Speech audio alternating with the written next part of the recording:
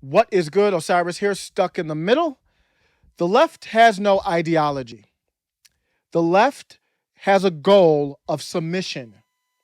You must bend the knee and you must submit to their demands. The only ideology that they adhere to is whatever those means are of getting to that goal. When you look at it, that's why there's all this hypocrisy that we always point out. Like, I thought the left was for this, but it doesn't apply here.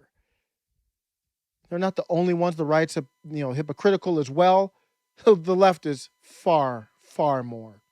It's a different mentality. It hits a little different when they do it. They do it a little bit more frequently. And don't get this mistaken. I don't align myself with the left or the right or anything. That's not what this is about. I'm calling out the left, though. I'm sick and tired of the left, figuratively, and who knows if it will be literally, wrapping their hands around my neck and telling me it's to keep me safe. It's getting a little tiresome. Candace Owens recently wanted to get tested for that C-19. She got a letter. The testing facility said, no, we're not going to test you, and gave her a letter. Why? Well, let's read it. I've just learned of this testing request, and as the owner of this business, I'm going to refuse this booking and deny service. We cannot support anyone who has proactively worked to make this pandemic worse by spreading misinformation, politicizing and discouraging the wearing of masks, and actively dissuading people from receiving life-saving V's. The only other local testing option is the free kiosk by City Hall. They mail their tests to Texas and have inconsistent results times and do not make appointments, so it's walk-in only midday weekdays in their back alley.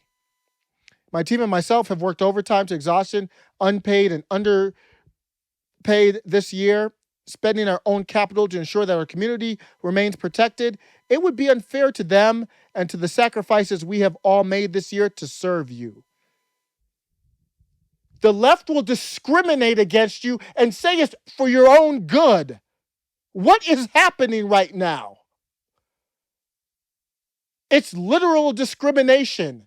And they're claiming it's because of the sacrifice of their workers. You're not falling for this, are you? They're putting draconian measures, literal discrimination, and claiming that it's good for your soul. Own it. The most frustrating part is, why can't they just own it? Just say it. We don't like you. That's all this whole letter says. We don't know you, obviously, personally. We've seen you on TV, and we don't like your personality. We don't like your politics. We're not going to serve you.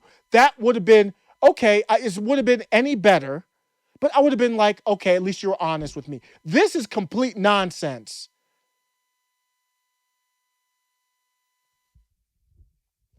You know that the left is dishonest. This is getting completely out of hand. They portray themselves as, we're here to help minorities. You think they care about minorities? They portray themselves as, we're here to help women control their bodies. You think they care about that? What they care about is that they can use it as a weapon. That's what happened with, in some people's opinion, Me Too. You saw what happened. Against Brett Kavanaugh, it's a weapon. Against Joe Biden, we don't know. Tara Reid, we don't know. Against Donald Trump, it's a weapon. Against Joe Biden, not so fast. It's out of control. We saw what happened at the Wee Spa with Antifa, which should be a neutral group. They should not be left or right. Anti-fascism is just a statement. It is not a political spectrum. It is nowhere. Anti-fascism at its core level should be nowhere on the scale of left to right. But they're clearly far left. They went out and attacked people, just common citizens, because they disagreed. That's from the left. Their goal is for you to agree. And if you don't agree, that's why Candace Owens was denied service there. And that's why the left, not only did the left, because sometimes the left will ignore a story just so they don't talk about it. This one wasn't ignored. They cheered this action. Because Candace Owens is one who's like, I'm not in the left. So if you try to escape outside of that, whoa, you see what's happening with Joe Rogan. It's unbelievable. Dave Smith had a tweet. He said, while the corporate press was telling you to stay indoors, mask up outdoors, and wipe down your groceries, Joe Rogan was telling you to be healthy, eat right, exercise, and get vitamin D. These are the facts. And if you were just dropped on Earth right now in the US and didn't know any of this, you would have thought that Joe Rogan was a monster. People actually hoping that because he contracted the C, and almost actually it's like they're almost there to say, I hope he doesn't make it because of his stance. He's saying, be healthy, eat right, get vitamin D, do what's right for you. Never telling anyone not to do anything. Same with Candace Owens. Candace Owens didn't tell anybody not to do anything. And you would have thought Joe Rogan was a monster. This is completely out of hand. It's completely out of hand right now, and it's got to stop. It's taking our country to a place that it's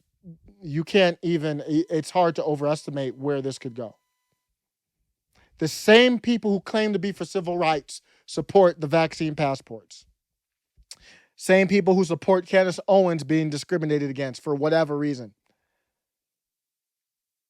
She's not an identitarian. Neither am I.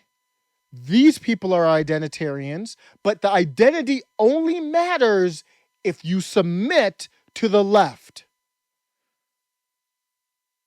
Other than that, the identity doesn't matter. Caitlyn Jenner, you have the identity that they usually associate with, but you escaped the left.